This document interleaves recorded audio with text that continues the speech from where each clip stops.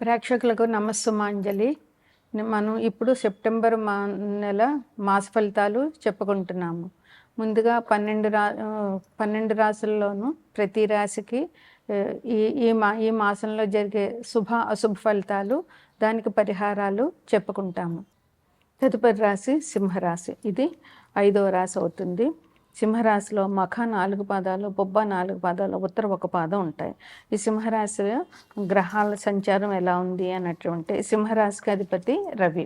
సింహరాశిలో అంటే లగ్నంలోనే కేతు ఉన్నాడు, రవి ఉన్నారు, బుధుడు ఉన్నారు.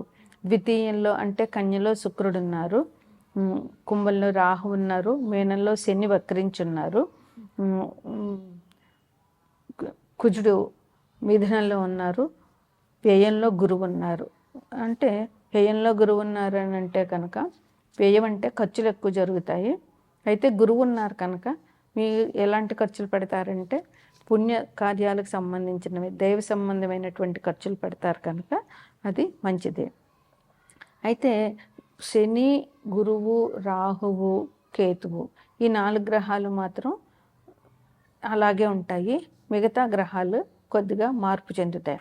అది ఎట్లాగంటే కన్యలో ఉన్నటువంటి శుక్రుడు తులలోనికి 3వ తారీఖున వస్తాడు, సెప్టెంబర్ 3న.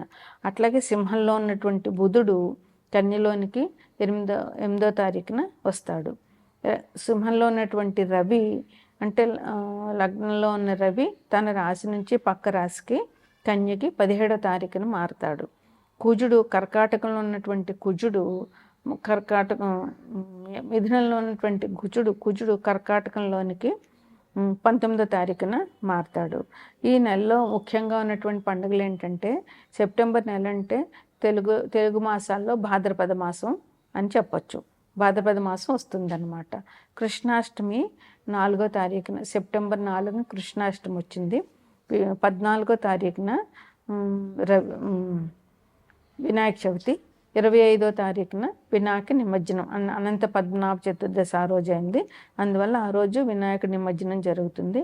ఇంకా ముఖ్యంగా మహాలయ పక్షాలు 27/9. అంటే మహాలయ పక్షాలు అంటే ఏంటంటే మహాలయ పక్షాలు అంటే ఏంటంటే పితృకార్యాలు మామూలుగా చేయనప్పుడు ఈ మహాలయ పక్షాలు అంటే భాద్రపద మాసం పౌర్ణమిళ్ళిన పాడ్యం నుంచి అమావాస్య వరకు ఈ 15 రోజునే మహాలయ పక్షాలు అంటారు. అంటే ఈ 15 రోజుల్లో పెద్దల కార్యాలు చేయొచ్చు. ఒకవేళ చేసిన వాళ్ళు చెయ్యాలి, మళ్ళీ అసలు చేయని వాళ్ళు కూడా ఈ మాసంలో ఈ 15 రోజుల్లో చేస్తే వాళ్ళకి చాలా మంచి జరుగుతుంది. పితృదేవతలు సంతోషిస్తారు. మనం పూజలు చేయకపోయినా ప్రతిరోజు పర్వాలేదు, కానీ పితృదేవతలకు మాత్రం మనం కార్యక్రమాలు చేయకపోతే కనుక వారి శాపం తప్పకుండా తగులుతుంది. ఆ శాపం ఎట్లాగంటే మీకు, మీ పిల్లలకి, మీ మనవలకి అది కంటిన్యూగా మీరు చేసేదాకా జరుగుతూనే ఉంటుంది. దానివల్ల పిల్లలకు పెళ్ళిళ్ళు కాకపోవడము, ఉద్యోగాలు లేకపోవడము, లేదా అనారోగ్యాలు ఉండడము, లేదా సంఘంలో గౌరవ ప్రతిష్టలు లేకపోవడము ఏదైనా జరుగుతుంది. అందువల్ల పితృకార్యాలు చేయడం అనేటటువంటిది ప్రతి వ్యక్తి చేయవలసినటువంటి ముఖ్యమైన విధి అది. అందుకని మీరు సెప్టెంబర్ 27 నుంచి అమావాస్య వరకు మీరు పితృకార్యాలు చేయండి, మీ పితృదేవతలను సంతోషపెట్టండి. ఇక సింహం రాశి వారికి ఈ మాసం అంతా ఎలా ఉంటుంది అంటే ఉద్యోగంలో అభివృద్ధి ఉన్నది. ఉద్యోగంలో ఉన్న వాళ్ళకి మంచి పేరు ప్రతిష్టలు వస్తాయి. అట్లాగే ఒకవేళ ప్రమోషన్స్ కోసం ఎదురు చూస్తున్న వాళ్ళకైతే ప్రమోషన్స్ వచ్చే అవకాశం ఉంది. ట్రాన్స్ఫర్స్ కావాలనుకున్న వాళ్ళకి ట్రాన్స్ఫర్స్ అవుతాయి, మంచి ఇంక్రిమెంట్లు జరుగుతాయి. అందువల్ల ఉద్యోగస్తులకి చాలా బాగుందన్నమాట. ఇంకా దూర ప్రయాణాలు కలిసి వస్తాయి. మీకు దూరంగా ప్రయాణాలు, ఎక్కడ తీర్థయాత్రలు అలాంటివి పెట్టుకున్న వాళ్ళకి చాలా బాగుంటుంది. గ్రహ సంచారం మీకు బాగుంది. ఇంకా అకారణంగా కలహాలు, మీరు బాగున్నా కూడా ఎదుటివాడు మీతో వచ్చి గొడవపడే అవకాశాలు ఉన్నాయి కనుక అట్లాంటివి మీరు గ్రహించుకుని ఒకవేళ ఎవడైనా మీతో కలహానికి వచ్చినా కూడా మీరే ముందు స్టాప్ చేసేసి వాళ్ళని గొడవ పెద్ద చేయకుండా జాగ్రత్త తీసుకోవడం అవసరం. బంధుమిత్రులతో కూడా మీకు అట్లాగే కొంచెం విరోధాలు వచ్చే అవకాశం ఉంది. అందువల్ల వాళ్ళతో విరోధాలు పెంచుకున్నట్లయితే ఉన్న అనుబంధం తగ్గిపోతుంది కనుక వాళ్ళతో ఒకవేళ మాట పేచీలు వచ్చినా కూడా మీరు నవ్వేసేసి ఊరుకోవడం చాలా మంచిది. ఇంకా మీకు రక్తపోటు, బీపీ పెరిగే అవకాశాలు ఉన్నాయి. అనారోగ్య సమస్యల్లో దానికి జాగ్రత్తగా ఉండండి. కోపం వల్ల బీపీ వస్తుంది. అందువల్ల కోపం తగ్గించుకోండి.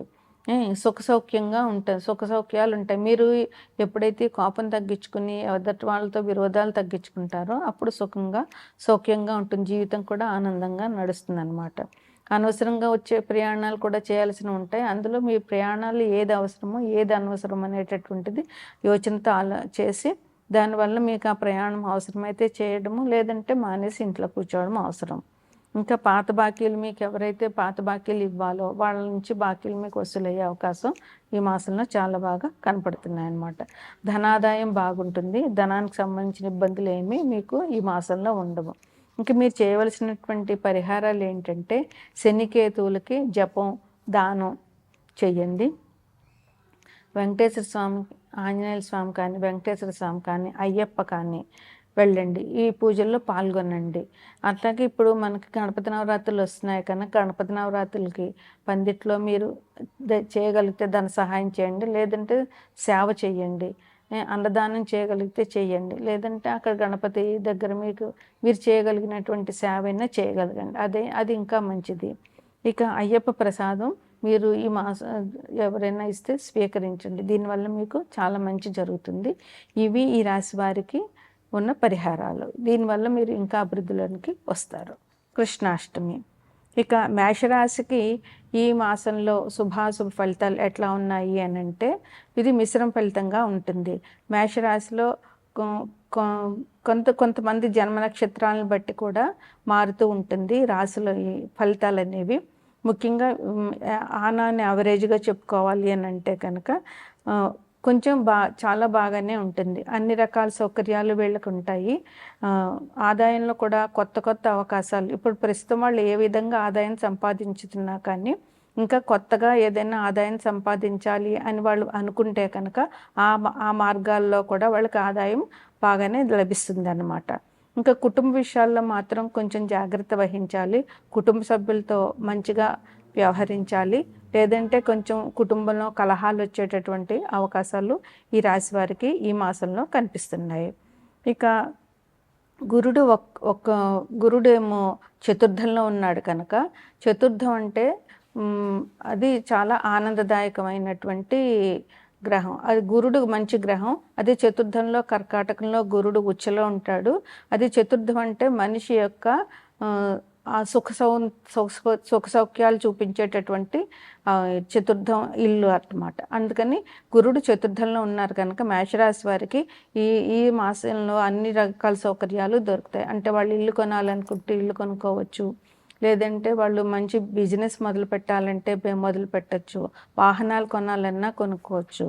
ఇట్లాంటి గురువు నుంచి మంచి లాభం వీరికి మేషరాశి వారికి ఈ మాసంలో ఉన్నదన్నమాట. ఇక ఆర్థికంగా పురోగతి ఉంటుంది. ఉద్యోగాలు చేసే వాళ్ళకి మంచి పురోగతి ఉంది. విద్యార్థులకు కూడా మంచి పురోగతి అనేటటువంటిది లభిస్తుంది అన్నమాట. ఇంకా వీళ్ళకి క్రమశిక్షణ అనేటటువంటిది చాలా అవసరం. క్రమశిక్షణ ఉన్నప్పుడే వీళ్ళు జాగ్రత్తగా చేయగలుగుతారు. అందువల్ల క్రమశిక్షణ ఉంటే అన్ని రకాలుగాను అభివృద్ధిలోనికి వస్తారు. మేషరాశి వారు తప్పకుండా పాటించాల్సిన నియమం ఏంటంటే క్రమశిక్షణ ఉండాలి. అనవసరం ఖర్చులు కనిపిస్తూ ఉన్నాయి ఈ రాశి వారికి. అందువల్ల అనవసరమైన ఖర్చులు తగ్గించుకుని ఎంతవరకు అవసరము, ఏది అవసరం అనేది వివేచనతో ఆలోచించి వాళ్ళు ఖర్చు పెట్టవలసిన అవసరం ఎంతైనా ఉంది. ఇంకా ఆర్థికంగా తీసుకునేటటువంటి నిర్ణయాలు కొంచెం జాగ్రత్తగా ఉండాలి. అంటే ఎవరికైనా ఏమైనా అప్పులు ఇవ్వాలంటే వాళ్ళు కరెక్ట్గా తీర్చని మనుషులా, లేదా ఇందులోనే పెట్టుబడి పెట్టాలంటే అది మనకి లాభదాయకమా కాదా అనేటటువంటి వివేచన వీరికి చాలా అవసరం. వీరికి కోపం కొంచెం తగ్గించుకోవాలి. వాదనలు కూడా ఇంట్లోనే కానీ బయట కానీ వాదనలు అనేటటువంటివి తగ్గించుకుంటే చాలా మంచి పేరు వస్తుంది. ఆహారపు అలవాట్లు కూడా వీళ్ళు మార్చుకోవాలి. కొంచెం జాగ్రత్తగా ఉంటే అనవసరమైన ఆహారాలు తీసుకోవడము, ఆరోగ్యాన్ని పాడు చేసేటటువంటి ఆహారాలు తీసుకోకుండా వీళ్ళు జాగ్రత్తగా ఉండాలి. ఆరోగ్య విషయంలో కూడా కొంచెం జాగ్రత్త అవసరం. వీరు ఈ మాసంలో చేయాల్సిన పరిహారాలు ఏంటి అంటే శనివారం నాడు ఆంజనేయ స్వామి దర్శనం చేసుకోవాలి. మంగళవారం నాడు ఆంజనేయ స్వామికి సింధూరం సమర్పించాలి.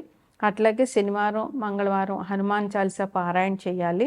అలాగే గణపతి నవరాత్రులు వస్తున్నాయి కనుక గణపతిని పూజించాలి. పందిట్లోకెళ్ళి చేతనైనంత ధన సహాయం కానీ లేదా శారీరక శ్రమ కానీ ఉపయోగించి గణపతి నవరాత్రుల్లో వీళ్ళు పనిచేయడం వల్ల వీరికి ఇంకా మంచి ఫలితాలు ఉంటాయి.